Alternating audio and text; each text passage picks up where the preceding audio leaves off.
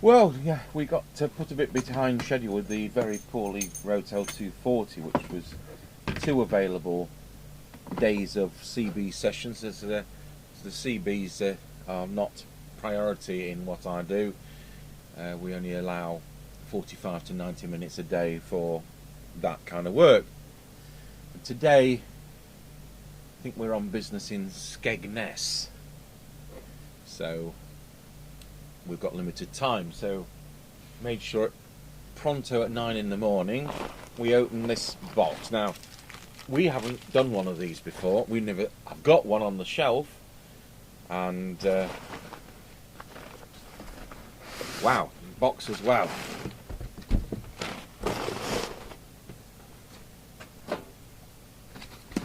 So as far as I can, I'll just turn that light off so you won't got as much. Oh, I'll just wave my hands so there isn't any glare from the powers of fluorescence in here. And I think we've got one of these on the shelf.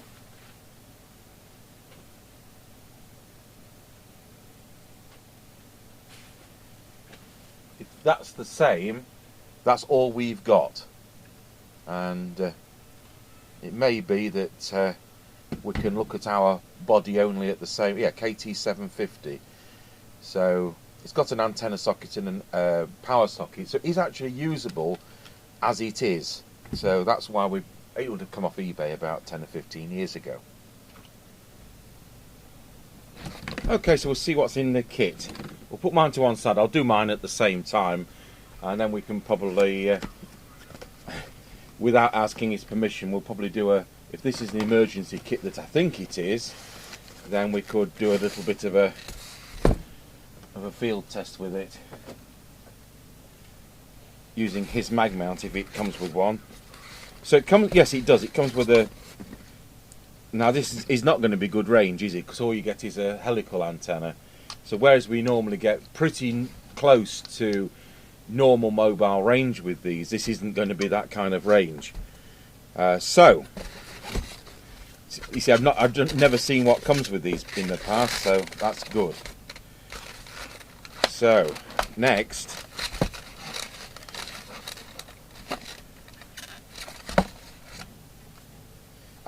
right. So you get this kit, this case, and the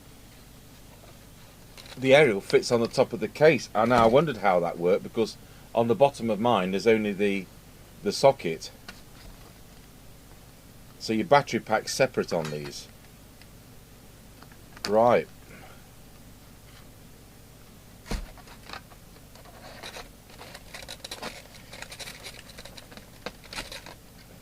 So we'll get it out of its nappy. So that's what I'm missing.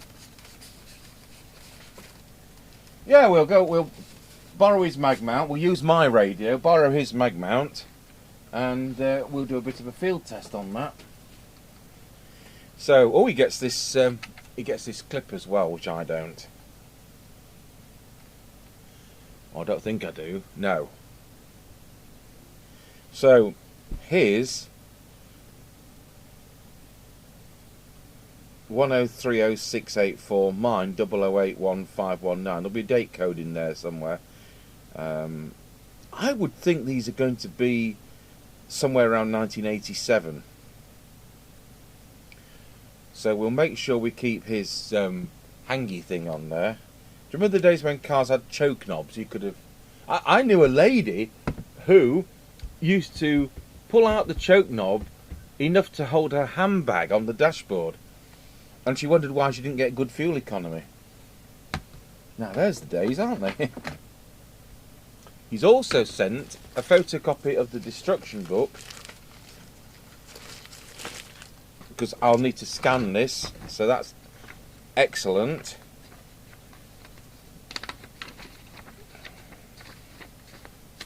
Block diagram, circuit diagram, so that's really good. Don't know if you left the instruction book in there for me to scan personally. No. So I'll scan his scan and we'll have something on file then.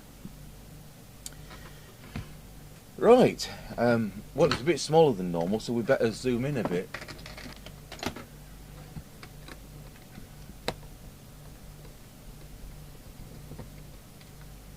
It's probably not faulty. It's probably just a matter that he, wants it routine servicing and optimising. Perhaps it says in the letter, which I haven't read.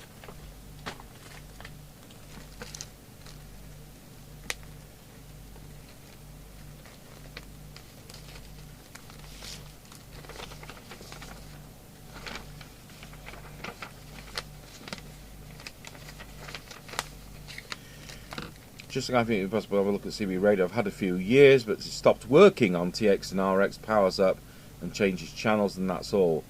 It was working about a month ago, seems to have stopped working, so after I recharged the batteries, da-da-da-da-da.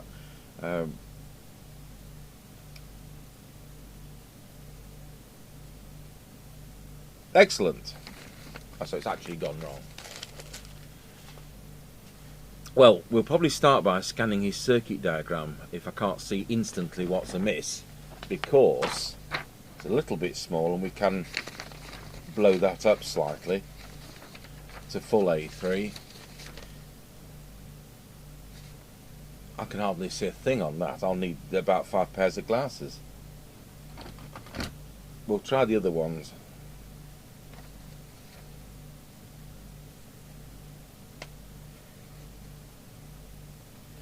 Yeah, well, I mean, the receive's a bit simplistic, and I don't think you've got a detector I can see on there, detector coil.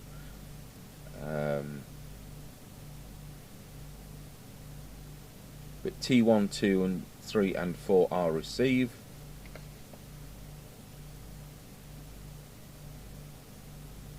I can't see much adjustable on transmit apart from T8. It's one of those that's going to start on channel 9 because of the chip it uses. So it's going to be somewhere around 87, probably even as late as 90.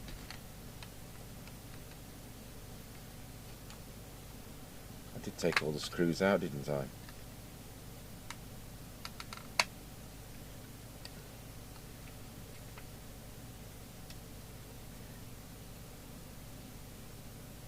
Okay, so it's a little bit of a faff to work on because you're not going to have the speaker connected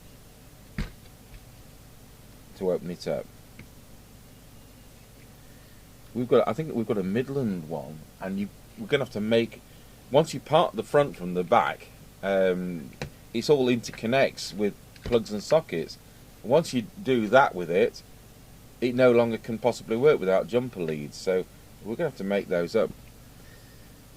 So it's one of those things that's been on the to-do list for a number of years.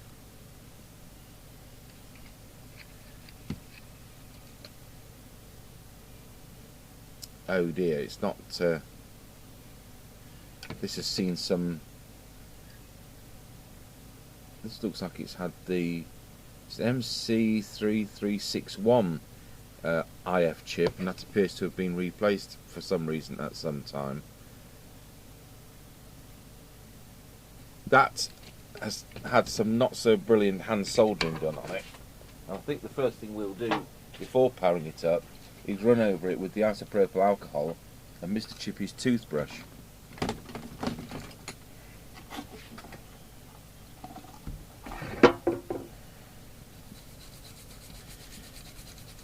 Because it could just be a dry joint that's lurking under here and we just can't see for all the solder mess and flux.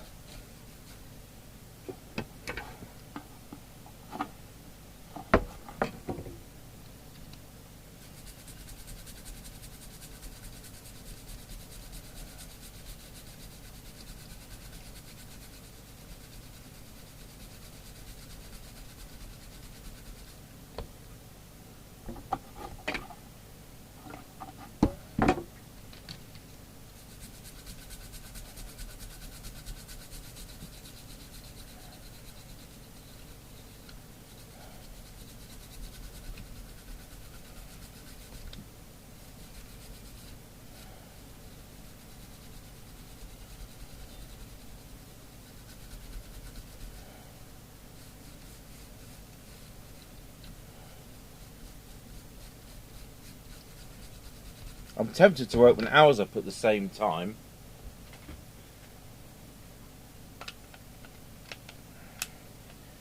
Because if I've had this about 15 years, I'd don't think it's going to have had that much use before it was sold, discarded, whatever.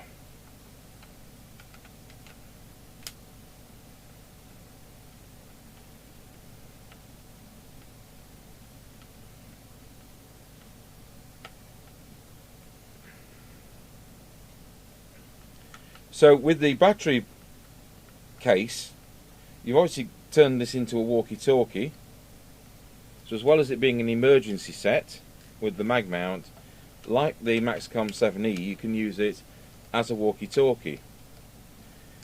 However, with only providing the rubber duck, you're limiting the range, and I doubt we'd get a scratchy corner on it.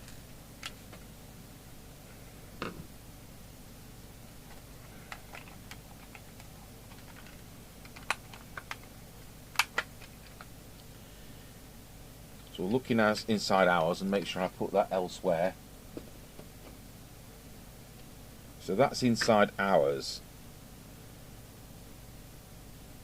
And although it's had some hand soldering at the factory, it's not had anything replaced. But I will just clean up our board at the same time, where it has had the bigger parts like the external socket mounted later.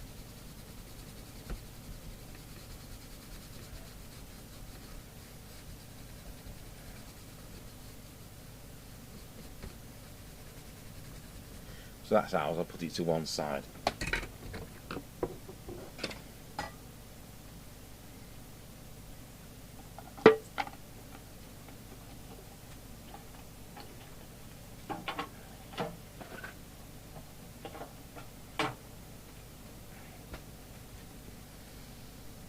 So just look for dry joints.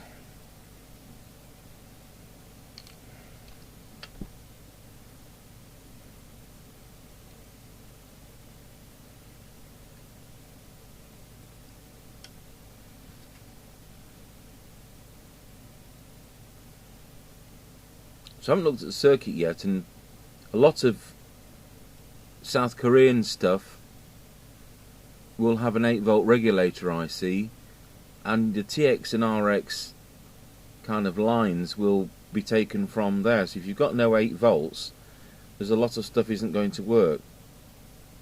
Now, there's two pretty dry joints here, but whether or not they're disconnected, I'm not quite sure that they are. I'll put the soldering iron on ready, and we'll just zoom into that so you can see.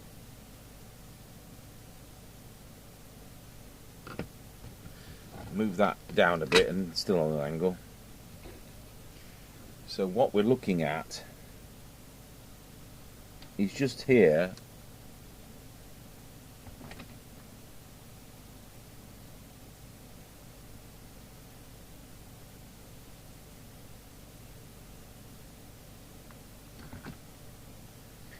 So you've got 1, 2 which are only soldered on the edge.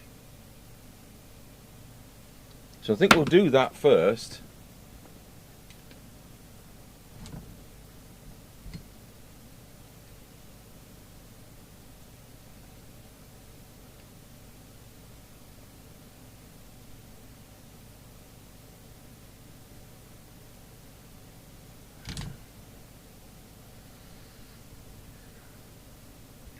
I think it's now time to power it up. So I'll pause the video while I get some leads connected.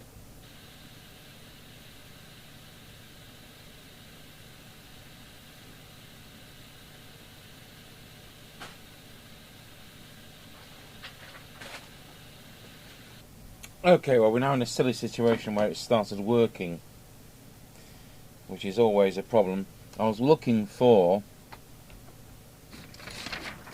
see, the resistor there and the capacitors which I changed are here on the circuit.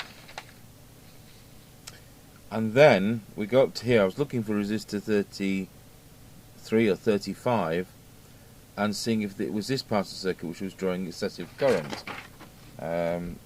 I don't think I had the right voltage on pin 20 of the phase lock loop. We'll just check that now.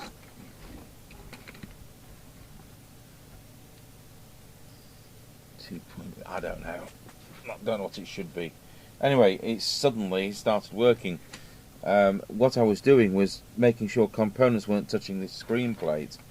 Of course, there's always the possibility that it's got slightly dropped over the years and the screen plate's kind of got shocked against a component and it's finally been touching it, and I really have cured it. But we're going to have to keep this under observation, I think, for a few days. I think we'll do some tests with this set rather than with mine. I'd hate to send it back and it suddenly doesn't work, but you can hear it receiving there. So we'll change those to capacitors for no reason, but hey, that's how it goes on part of the diagnosis. Never did find the components I was looking for. So we'd better start looking at how we're going to do a tune-up on this. So as ever, we'll start up on transmit because I like to do it that way around. I'm going to put that meter away once again.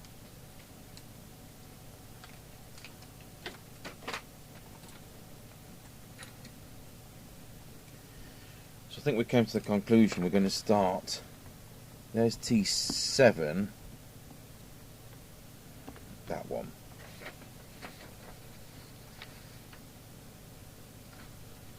So T7 and T8 and anything else that's variable. So we'll start there. So let's see how many watts it's doing. So I'll switch picture in picture on.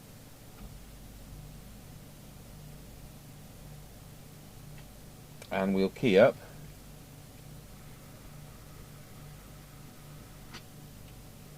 And it's doing just under 1.5.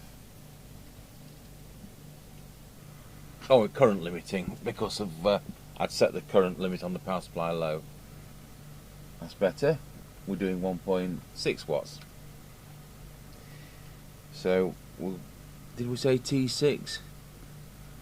Possibly. Yeah. T6. T7.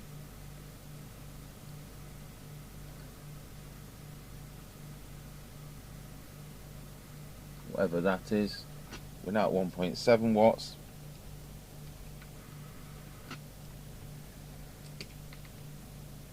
And can we get 2 out of it?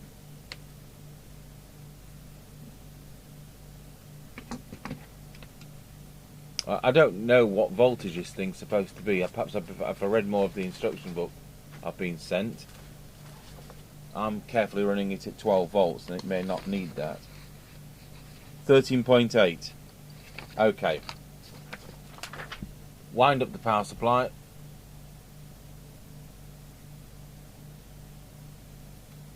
.8 it is. That caught me out. Now we'll key it up. There we go. 3 watts.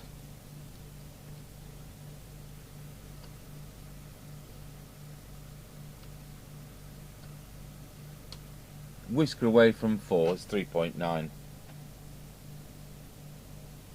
Okay, well that helped. Now the only preset is there that I can see. So I would think that that's going to be deviation, and that's what we're going to look at next. So let's give it the test whistle. It's got an electret mic.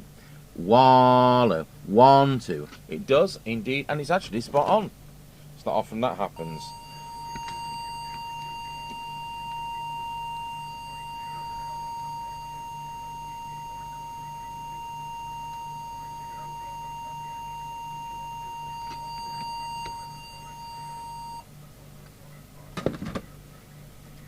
Wallow, 1, 2, 1, 2, wallow. Wallow.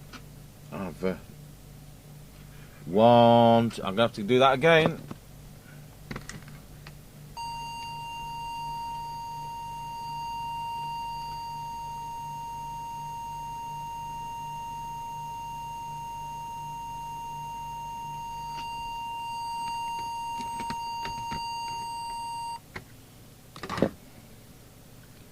Voila, that's it. So it was actually spot on, but I wanted to prove it was deviation control. So that's deviation. So now then, are we on frequency? Let's have a look at that. So as ever, it should be 27.79125. 79042. So we'll pop that up with the trimmer capacitor next to the crystal reference oscillator.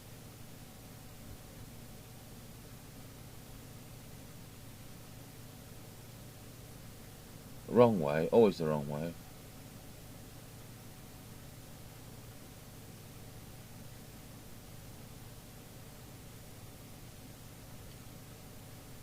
Oh, look at that. 27.79124 toggling 5. So there we are, we're on frequency. We're certainly doing the power. So even with the volts up to 4, it was actually only doing 1.7 with the volts up to 4. With the volts up to 13.8 volts, it was initially only doing about 1.7 watts. So that's brought it up nicely. That'll chomp his batteries now, won't it? And it doesn't have a low power switch. Now this is going to be weird. We're going to have to try and connect that speaker up, or I wonder if I can just touch our test equipment inner of the 3.5mm jack plug onto the speaker. Oh yes, I can. That's handy. I'm going to need an extra hand, but okay.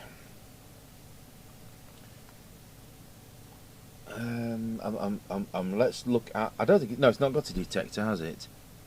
But it's possible that. It's possible that it's going to act like that.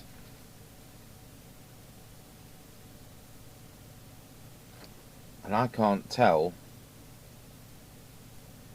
whether it's that or that. I think it's going to be that. Anyway, we'll see if it happens. I'll put the oscilloscope on.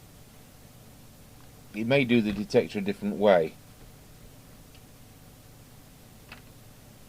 So we'll put S9 on the radio and turn the volume down.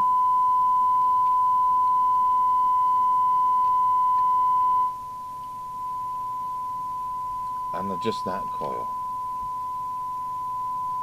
Oh, it is a detector, yeah. Well, that's brought it up nicely, so that's another improvement. So now we'll go over to the SINAD meter.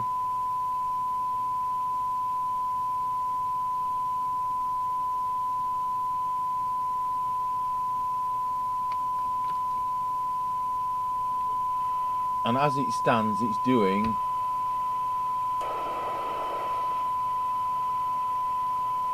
for 12 decibel SINAD,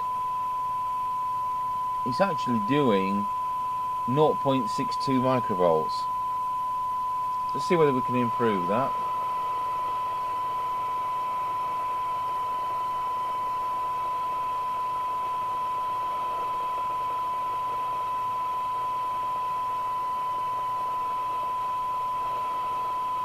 Do you know what we have done? Just bring the signal stronger to do that coil there.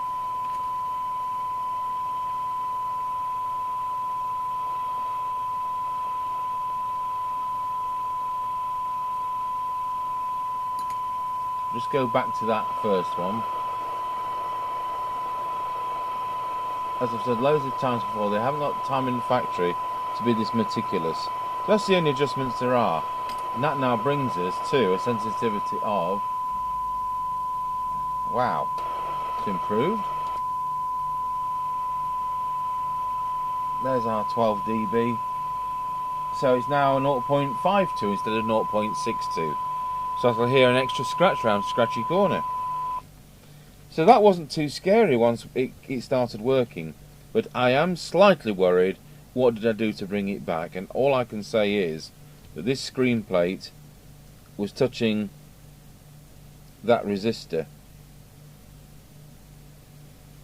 So I think, it might have got clonked over the years. But as I say, we'll keep an eye on it and keep it a few days. So with that, we'll put it back together. And I'm going to do mine immediately. We'll put this back together and do mine straight away, and I'll do mine on camera as well. Right, so that's the customer's one put back together. We'll swap my meter over. I don't know whether mine works or not. I've never looked at it. It's something I bought off eBay. But while we're set up to do one, I may as well do this one as well. I was going to do all the tests with mine, but we'll do all the tests with the customers, seeing as it's an area of doubt. Now my connectors come off, unfortunately.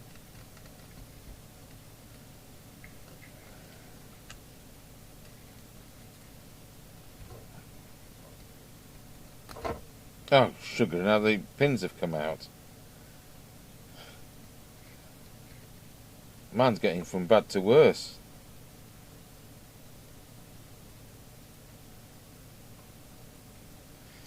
Dear oh dear, we'll have to worry about that later.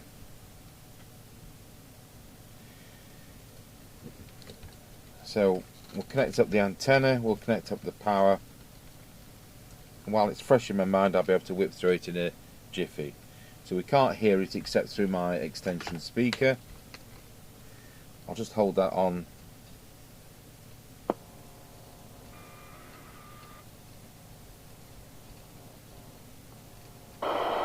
Yep. So we'll select channel 20. Put the speaker back on.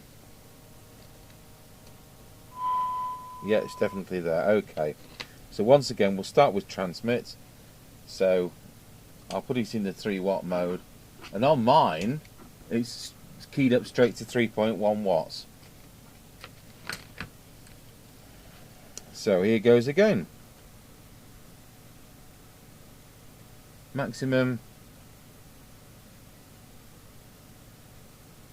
Maximum. Maximum.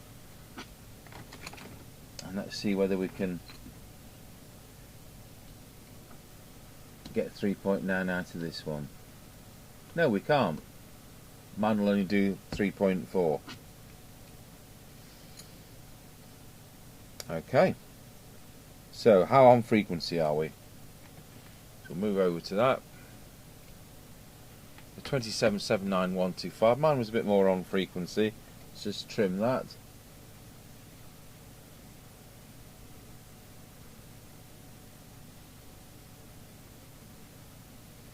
That'll do.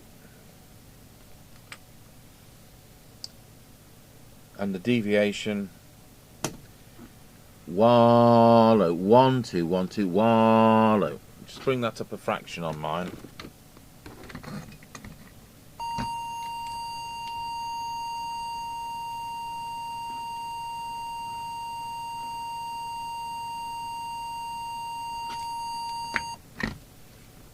Wallow. That's it. Now that's right. Just under 2.5. And now we'll go. These are quick to service because there's so little in them.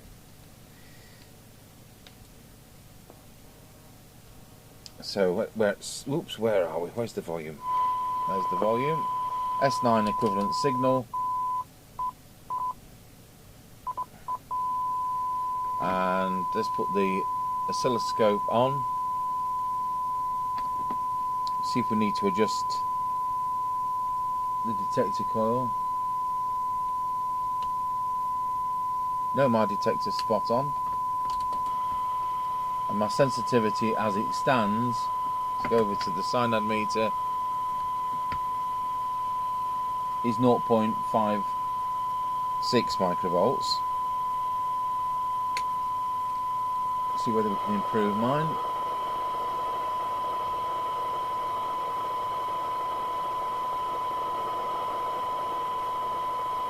No improvement on that.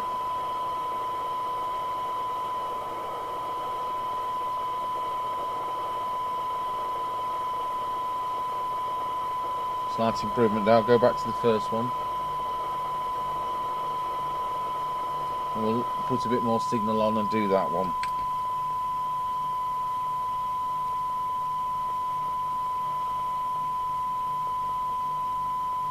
Now we'll look at the SINAD again.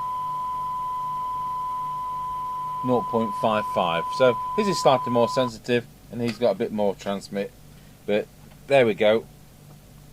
I'll fiddle about with this connector and sort that back out and pause the video. So I've managed to piece that back together. So we'll put mine back in its case.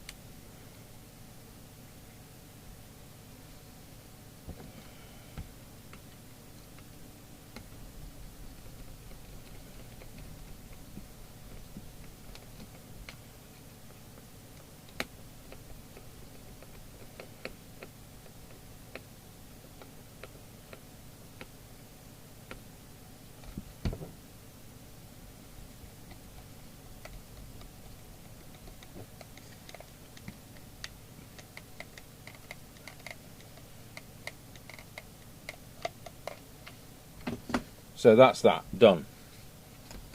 Check it powers back up.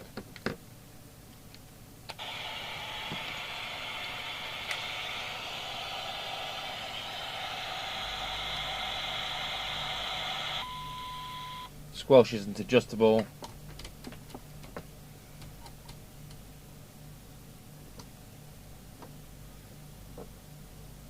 And I've got it to never open, so it's a shame it isn't adjustable. See where it is at the sensitive end. Turn the signal generator to standby.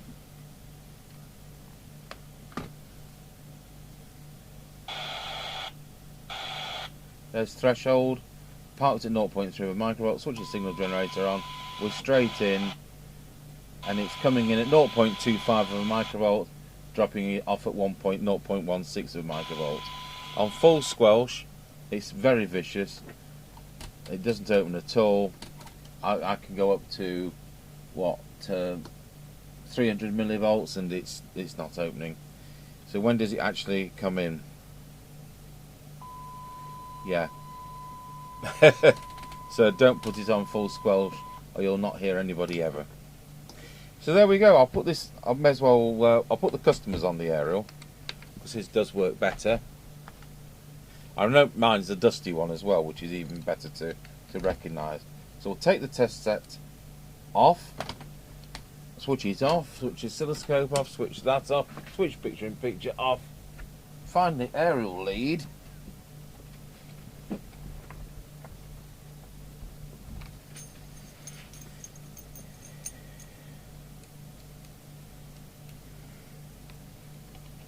Anyway, it's a bit of a revelation that these are 13.8 volt.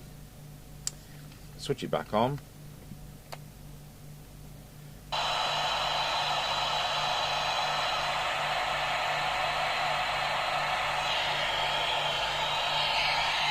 One on a Roger.